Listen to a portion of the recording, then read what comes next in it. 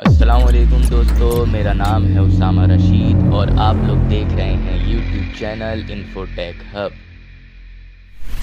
बनी इज़राइल अल्लाह की पसंदीदा कौम रही और अल्लाह ने इस कौम को बहुत कुछ दिया।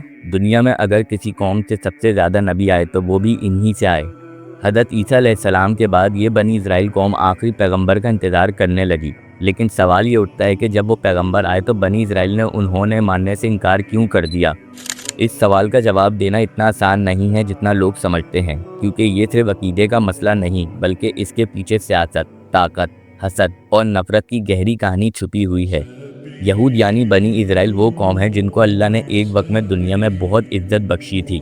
हज़रत मूसा अलैहिस्सलाम, हज़रत दाऊद अलैहिस्सलाम, हज़रत सुलेमान अलैहिस्सलाम, हज़रत ज़करिया अलैहिस्सलाम और हज़रत ईसा अलैहिस्सलाम जैसे पैगंबर उन्हीं में से थे। कुरान में अल्लाह ने इन्हें कई दफ़ा याद फरमाया है, कभी तारीफ के साथ तो कभी तनकीद के साथ।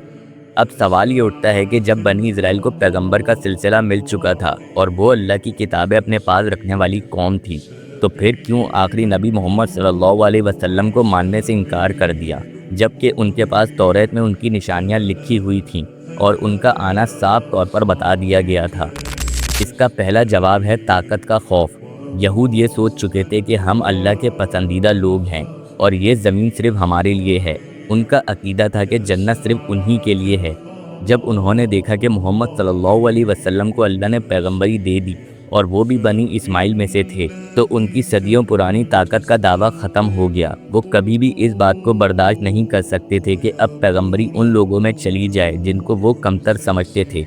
हज़रत इस्माइल अलैहिस्सलाम को वो हमेशा हज़रत इसहाक़ अलैहिस्सलाम के मुकाबले में नीचा समझते रहे और मोहम्मद सल्लल्लाहु अलैहि वसल्लम हज़रत इस्माइल अलैहिस्सलाम की नस्ल में से ही थे।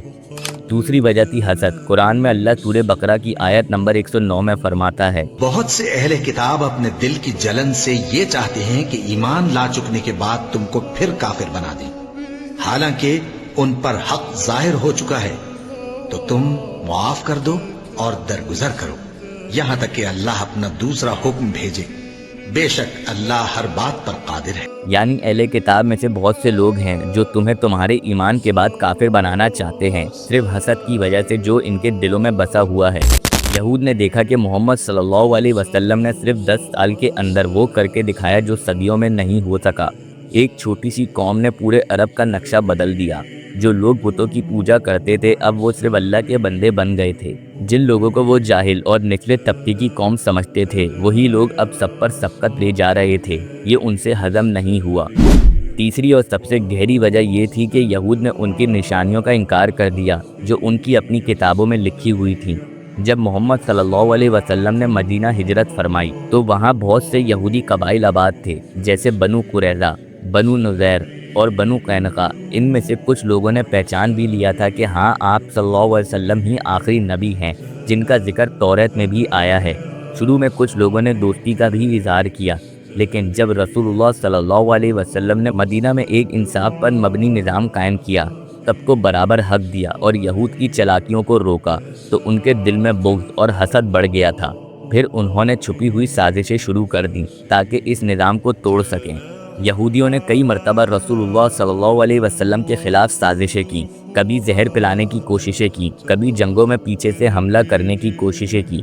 ये सब कुछ कुरान में भी लिखा गया है और सीरत की किताबों में भी मिलता है। उन्होंने सिर्फ इसलिए नबी का इनकार किया क्योंकि अगर वो उन्हें मान लेते तो उनकी बरतरी का दावा और उनकी ताकत और उनका घमंड कि वो अल्लाह के चुने हुए लोग हैं, सब कुछ ख़त्म हो जाता। एक और वजह थी जो लोग अक्सर भूल जाते हैं, वो ये थी कि रसूलुल्लाह सल्लल्लाहु अलैहि वसल्लम की शनाख्त तौरात में भी थी, मगर उनकी ज़ात बनी इज़राइल में से नहीं थी, वो बनी इस्माइल में से थे। तौरात और इंजील दोनों में मोहम्मद सल्लल्लाहु अलैहि वसल्लम के आने का जिक्र कुरान में फरमाया गया है।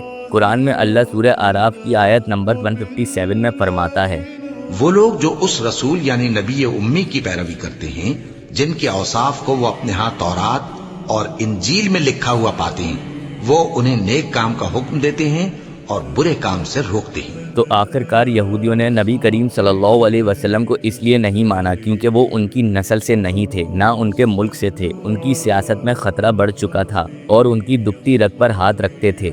रसूलुल्लाह सल्लल्लाहु अलैहि वसल्लम ने शिरक, ज़्यादती, सूद और जुल्म के ख़िलाफ़ आवाज़ उठाई। उन्होंने एक नया निज़ाम दिया जो सबके लिए बराबर था। یہود کے لیے بھی، نصارہ کے لیے بھی اور مسلمانوں کے لیے بھی۔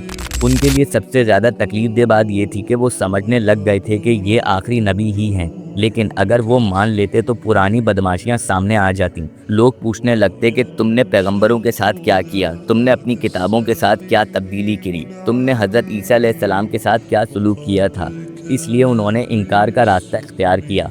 آج بھی کئی یہودی اسکالرز اس بات کو تسلیم کرتے ہیں کہ محمد صلی اللہ علیہ وسلم واقعی اللہ کے رسول تھے، لیکن وہ اس لیے خاموش ہیں کہ اگر وہ کھل کر سامنے مان لیں تو ان کا مذہبی نظام، ان کی روایت اور ان کی طاقت سب بکھر جائیں گی۔ اگر آپ لوگوں کو ہماری یہ ویڈیو پسند آئی ہو تو لازمی ہمارے چینل کو سبسکرائب کر دیں۔ ابھی کے لیے ہمیں دیں اجازت، اپنا بہت سارا خیال رکھیے گا۔ اللہ حافظ۔